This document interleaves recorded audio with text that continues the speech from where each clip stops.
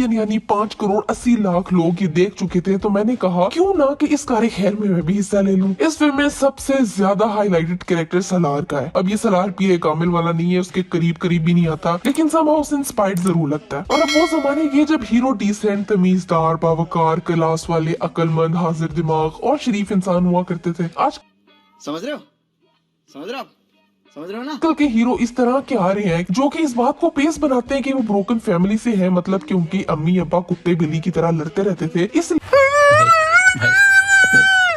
I turned out to be a piece of shit. इस film का hero एक गुंडा है, और एक ऐसा गुंडा है जिसको अपेरेंटली पूरा कॉलेज ही पसंद करता है और कॉलेज की हर लड़की उस पे मरती है और उसको कोई इनकार नहीं करती। टिपिकल कैरेक्टर, किसी को मारना हो, शर्तें लगा के पैसे कमाने हो, पैसा ही पैसा होगा, इस लगा के किसी का नुकसान करना हो, बाप के सामने शराब पीनी हो, हीरोइन के बाल पूरे कॉलेज के सामने खींच के उसको जलील करना हो, माँ बाप से बदतमीजी करनी हो, तो तुम सलार को याद कर सकते हो। इस तरह के एंगर इश्यूज वाले लड़के ही बाद में जब शादी करते हैं तो बीवी को धोबी बन के कपड़ों की तरह धोते हैं और बीवियां हड्डियां तोड़वा के हॉस्पिटल के वेटिंग रूम में बैठ के अपने नसीबों को कोस रही होती है। पर सानों की हमने तो ऐसे 1.5 पसली के गुड्डों को 15, 16, 17 साल की लड़कियों की नजर में हीरो बनाना है कि देखो लड़की चाहे 20 बार इनकार कर ले, उसको हीरो ने लीच की तरह चिपक जाना है। अब भाई को पता जो है कि लड़की घर में जाके अगर मेरी शिकायत करेगी तो उसका घर से निकलना ही बंद हो जाएगा, तो वो कर कुछ भी नहीं सकती। तो और लड़की को अपने प्यो के पैसों से खरीदे हुए गुलाम समझ के हाथ पकड़ के जिधर जाओ कटी पतंग की तरह घसीटते रहो। हमारा हीरो इतना डम्ब है कि जूनी के साथ वो एक गरीब इलाके में जाता है जहाँ पे लोग झुग्गियों में, खेमों में, खस्ता हाली में जिंदगी गुजार रहे होते हैं। बेचारों के पास कपड़े नहीं है, खाना नहीं है, नौकरी नहीं है, पैसे नहीं है, घर भी नहीं है। हमारा हीरो इमोशनल हो जाता है और कॉल करके अपने दोस्त से सामान भर के गाड़ी मंगवाता है। मैंने सोचा चलो एटलीस्ट कुछ तो अच्छा करेगा, गाड़ी में हो सकता है राशन हो, कपड़े हो, पैसे हो, क्या पता अपने बाप के पास इनकी जॉब्स करवा दे। पर नहीं नहीं नहीं नहीं, हीरो गाड़ी भर के मंगवाता है खिलौने। जस्ट थिंक अबाउट इट, एक छोटी सी बच्ची जिसने 4 दिन से खाना नहीं खाया है, उसको जाके बारबी डॉल पकड़ा रहा है, किलो बेटा भूख से तुम मर ही रही हो, बेहतर है खेलते हुए मरो। ये देखे हमारी जूनी इतनी ज्यादा इंप्रेस हो जाती है कि जैसे जिंदगी में उसने कभी इतना बेवकूफ आदमी नहीं देखा। अगर तुम्हें लगता है कि सलार ये एक कजफहम कैरेक्टर है तो तुम गलत हो, जूनी उससे 2 हाथ आगे है। ये बहुत अच्छी एग्जांपल है कि माँ बाप को अपनी बेटियों पर ट्रस्ट क्यों नहीं करना चाहिए। और शुरू हुआ ही था कि इसकी माँ ने इसको अच्छे से समझा दिया था कि अपनी बेहरतियों पे कंट्रोल करना और कोई चक्कर न चला लेना, हम तुम्हें पढ़ाने के लिए भेज रहे हैं, कोई गुल ना खिला देना। जूनी ने उसका बिल्कुल ही उलट किया। पहले दिन ही सलार से टकराई, दूसरे दिन उसकी बाइक से टकराई और तीसरे दिन उसके हाथ पकड़ के कॉलेज में लगाती फिरती रही। वो इतने शदीद चिपके हुए सलार से जान छुड़ा सकती थी, पर जिंदगी में पहली बार किसी ने जब इतनी अटेंशन उसको दी तो वो 7वें आसमान पर चढ़ चुकी थी। इन दोनों से बड़ा बेगैरत कैरेक्टर है जूनी के कजन का, जिस सलार से ज्यादा बड़ी लीच है। ये जानते हुए कि जूनी का अच्छा खासा अफेयर सलार के साथ चल रहा है, इसलिए अपना रिश्ता भिजवा देता है। सलार ने जूनी को जलील किया, ये जानते हुए भी शादी के लिए मर रहा है। जूनी ने इसको सबके सामने पार्टी में थप्पड़ मार दिया, ये फिर भी निकाह के लिए बैठ जाता है। अब बंदा ऐसा ये पूछे कि किधर जाके आपकी गैरत अंगड़ाई लेके जागेगी, वो जिंदा भी है, वो कोविड से मर चुकी है। रेस हांडे के बाद का गुस्सा निकालने के लिए वो जूनी से जितना हो सकता है उतना उससे चिपकता है, उसको अपने बाप के कमाए हुए पैसों से स्कॉलरशिप भी दिलवा देता है। जब जूनी पूरी तरह से शर्म लिहाज माँ की दी हुई नसीहत को लपेट के अलमारी के ऊपर वाले खाने में रख देती है, तो सलार करता है उसको प्रपोज। और यकीन करो इतना क्रिंज था प्रपोजल वाले सीन में कि मुझे हजम करने के लिए 3 गोलियां हाजमोला खानी पड़ी। जूनी एक दिन सोचने के बाद जवाब देती है कि हाँ मैं भी तुम्हारी भूबोली बहन बनने को तैयार हूँ, मैं पूरी जिंदगी तुमसे पिटना चाहती हूँ और तुम्हारा गुस्सा सर झुका के बर्दाश्त करना चाहती हूँ। ये सुन के स्ट्री के मुंह वाला सलार कहता है कि मैंने तो तुमसे बदला लिया था, असल में तो मैं इमोशनली अनअवेलेबल और बहुत घटिया इंसान हूँ। ये सुन के जूनी ऐसा मातम करती है जैसे कि बेवा हो गई हो। इस दौरान इसकी बात इसके लीच कजन से पक्की हो जाती है। ये खबर सलार को पहुंचती है तो वो भी ऐसे ही मातम करता है जैसे कि उसकी बिल्ली मर गई हो, और बाप से नशे में कहता है कि आपको क्या पता मैं कितना मजलूम हूँ। I know it makes no sense at all. दीवान के ड्रामे में दानिश तैमूर ने जो किया था वही काम इसने भी किया, लेकिन ओवर एक्टिंग के साथ। फिर उसको रियलाइज होता है कि ओह शिट, मैं तो जूनी को पूरी जिंदगी के लिए पीटना चाहता हूँ। अपने माँ बाप के सामने अच्छा खासा बैंड डाल के वो रिश्ता भिजवाता है माँ बैठी जूनी के लिए। जूनी की माँ जूनी से कहती है कि मैं तेनू मना किता सी कि तू किच्चा ने ना चढ़वाई। तो जूनी क्या कहती है आगे से, जूनी कहती है मैं भी तो कर रही हूँ ना आपकी मर्जी से शादी।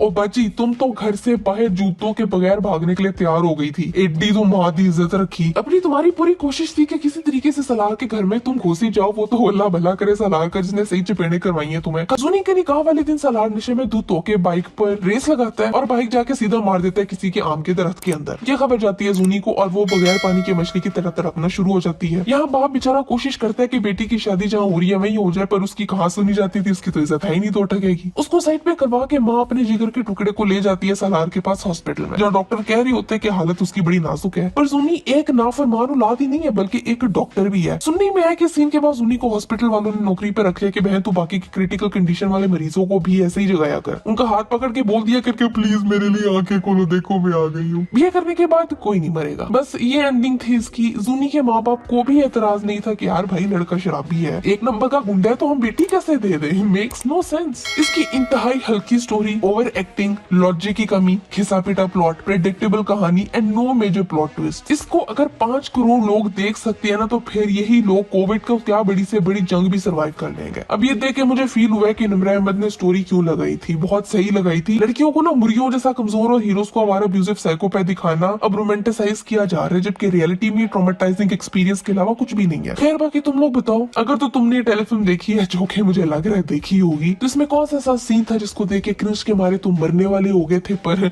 बच गए? मुझे नीचे कमेंट्स में लिखो। और आज के लिए बस इतना ही था। मेरी लास्ट वीडियो ये यहाँ देखो, सब्सक्राइब यहाँ करो। मैं दूसरा चैनल गोलू उसको भी सब्सक्राइब करो। अगली वीडियो कौन सी होनी चाहिए मुझे भी बताओ, और मैं मिलती तुमसे अगली वीडियो में एक नए टॉपिक के साथ।